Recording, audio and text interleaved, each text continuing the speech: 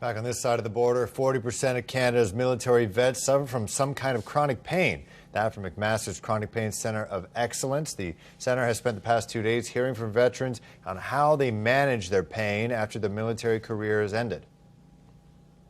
The Chronic Pain Centre was just formed in May and is trying to get a grasp on how to create therapies to get veterans back to living full lives. Help veterans like Dawn Herniman and Bruno Guévremont never received. Herniman broke her lower back prior to her service and injured her hip during a parachute course in Trenton. Poor coping mechanisms and self-isolation developed into a slippery slope of depression. The rock bottom was hospitalization from a suicide attempt. It was a really dark hole, and it was my family that brought me out of that.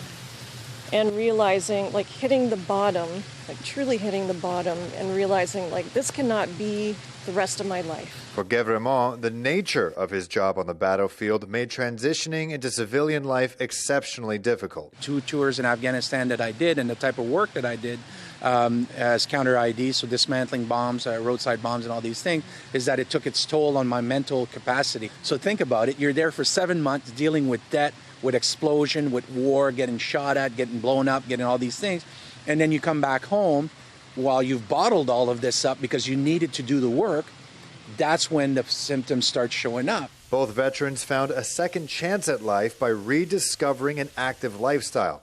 For Dawn, it was yoga, which helped mend the physical trauma her body endured. If you're not moving around for a while, like if you've been immobile or depressed sitting on a couch, yin yoga, for me, yin yoga was a miracle. While Bruno was reunited with his love for intense workouts. What was I doing consistently? What was a habit that I was doing consistently when I was on top of my game? And that was PT in the morning, physical fitness in the morning, every morning, no stopping. So I started working out again, and I found that that was actually the way that I recovered better. The two feel that the Centre of Excellence are on the right track to help develop a proper plan that'll help other veterans. I really would like to see it covered by Veterans Affairs.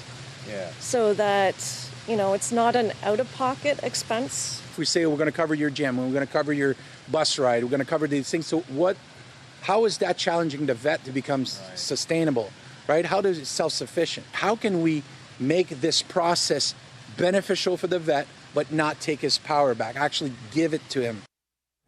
Part of the pain management objective is to limit the use of and find alternatives to painkillers. This meeting with the Centre of Excellence and veterans will continue on a yearly basis right here in Hamilton.